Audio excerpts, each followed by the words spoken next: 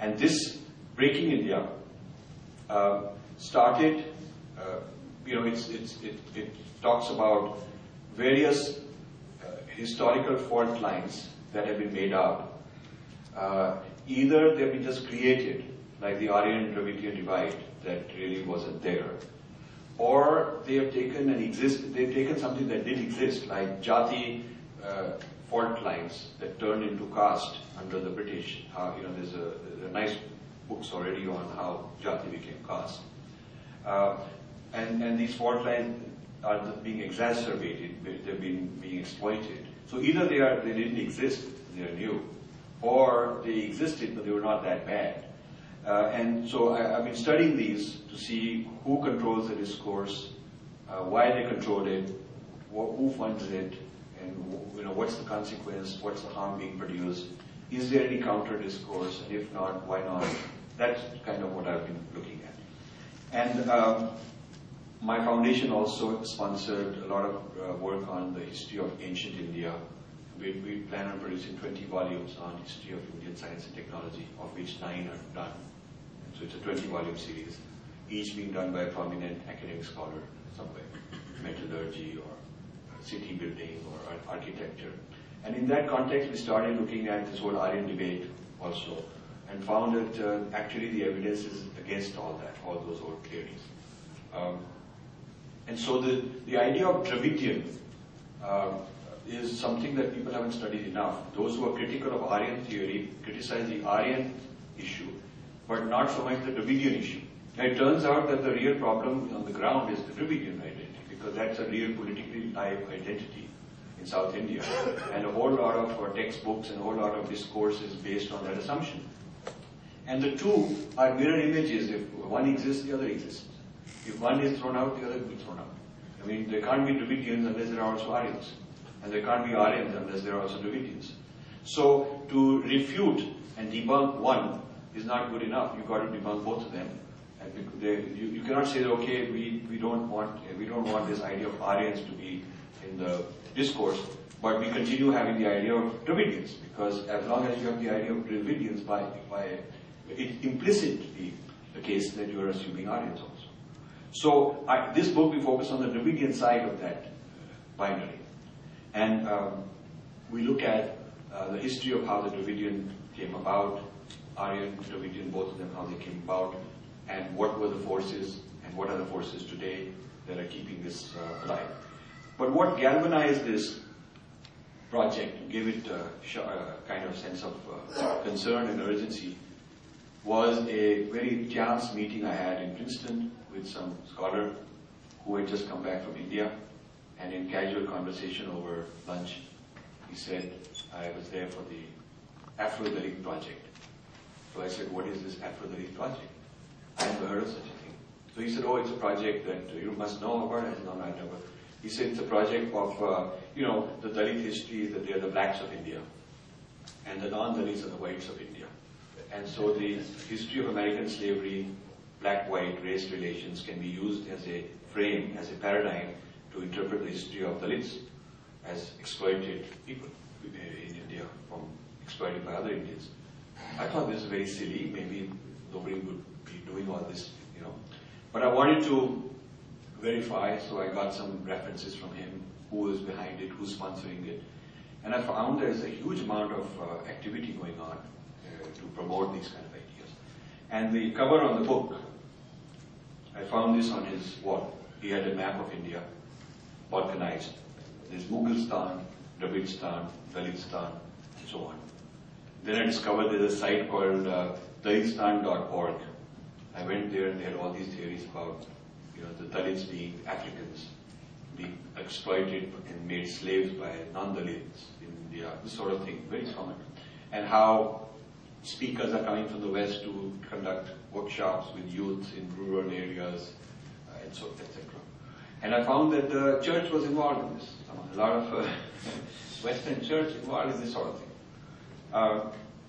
Then this led me to discover more about the Joshua Project, which is based in Denver, where they are doing a micro level study of every district in India, every district in the world for that matter, in order to create a marketing plan based on the ethnic, caste, and socio-economic demographics of each and every state as a marketplace for conversion purposes. I came across something called the Dalit Freedom Network in Denver, and it is widely quoted by the Indian press, the Dalit Freedom Network, as though they are the voice of Dalits. But when I did my research, I found that the principals running it, and the founders and trustees, not one of them is a Dalit. They're all white Christians. So many of them kind of very right-wing. So right-wing and hardly known for their human rights championing in their home country, a lot of bias in their positions, happen to be concerned about the emancipation of Dalits in the other end of the world. It's very strange. I thought, why would they be doing all this? And they have a few poster boys who are Dalits to put up as the faces. So Kanchan Ilaya, who writes this book, Why I'm Not a Hindu, or another book he wrote, Post-Hindu India, just came out. Some ministers released it. He got awards for it, being invited to university to give talks. And someone like Dinesh D'Souza, these kind of people are their poster boys who they bring to put a Dalit face on their campaign. But the folks behind it are not Dalits. And I think most Indians don't know this. So I figured somebody should bring that out. And I started following the money trail of some organizations to see where the money ends up in India and what they do with it. So for instance, in Texas, there is a Gospel for Asia. And they, on their net TV and YouTube, they proudly denounce Hinduism as satanic and, evil and pagan and all that. And they raise like $35 million a year, which goes mostly to South India, just per year. It was one organization.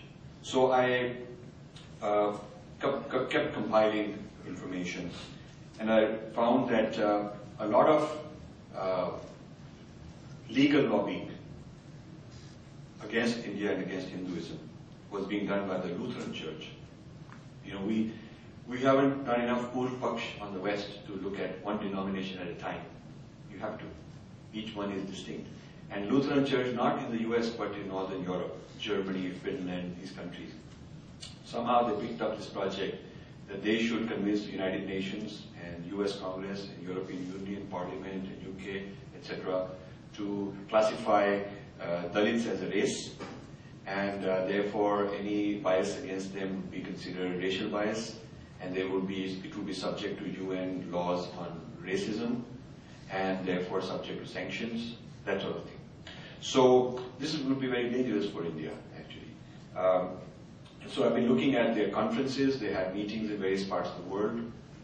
They had one in the Southeast Asia on Afro-Dalits, this sort of thing, racism, And often when I've gone and monitored what's going on, either in person or through somebody, I find there's no other Indian there, no other person from the Dharmic civilizations there, not even concerned about monitoring. We're not even listening enough to what's going on. We're just busy in our own little group, having meetings and feeling very happy that I went at this meeting, But it's very difficult to take our people out of the cocoon of comfort and go and attend these things. It's a lot of work to do that. Very difficult to get our people interested in what others are. But Lutherans is an interesting case that people should follow up. Then I found that the US Commission on Religious Freedom, which was set up by Clinton, an act of Congress, it was under the pressure of Pat Robertson and the Republican right wing. They wanted to have a law which would open up the floodgates for conversion in foreign countries. And they always like to use nice language, so they called it religious freedom, which means conversion, evangelizing. That's what religious freedom means. And so when Clinton was a bit, on the back foot, so to speak, in terms of support he needed for his bills and for his own political stuff, he had to concede a few things to them. So he signed this to keep the right wing happy in Congress in exchange for things that they did for him. So this became law, and the commission was set up with not a single Hindu. All the commissioners, most of them are radical right-wing Christians. Even today, there's not a single Hindu, Buddhist, Jain, Sikh on it. There was one Hindu who lasted a couple of years and got frustrated, couldn't get anything done and quit. So one of the chapters in this Breaking India is a study of US Commission on Religious Freedom. I think it's the first time anyone has done published a whole report on what the Commission has done vis-a-vis India. I've taken every single year and analyzed their position on India and its human rights and done an evaluation of whether it's biased or not biased and given actual facts to counteract what they're doing. And that by itself is a very practical project that if people want to take forward, you can take that chapter and give it to congressmen or give it to whoever you want to raise the issue with. But certainly the US Commission on Religious Freedom has not proven to be neutral. The type of cases they select, the type of witnesses are brought in, the type of conclusions they reach and condemnations they reach, you'll never find that Christians have done anything wrong. I mean, the religious freedom is always like Hindus are a bunch of people with problems and Muslims and so on. And the charter itself is biased. The charter is that they'll monitor cases of religious freedom violation in the whole world except the United States. That's the charter. So we are exempt from being monitored here. You can't read one because it doesn't fit the charter. So, and then the other interesting thing I found is that every year when the US does its human rights report, and India is now on the watch list of countries that are flagged as violators. And other countries are not a good bunch to be in the company of, like Yemen and North Korea, and Cuba and Saudi Arabia, and these kind of countries. So India is in that bracket. Now, as an Indian and somebody born and raised there, I mean, I find a lot of problems in India, a lot of things that upset me, but I don't think lack of religious freedom is a problem of India. I don't think that India lacks religious freedom per se. I mean, India is one of the most free countries in terms of people having religious freedom. So it just seems like completely out of line, and they just pick a few instances here and there. And I found that there is a Christian news gathering machinery globally that feeds data, feeds episodes, feeds information, and then circulates it and makes it legitimate so people believe in it. But when you start looking at some example they're citing, you start tracking it back. It's cited from some Christian source in India, not some independent source. It's never something that a court of law has ruled to be the truth, and no independent account has verified it.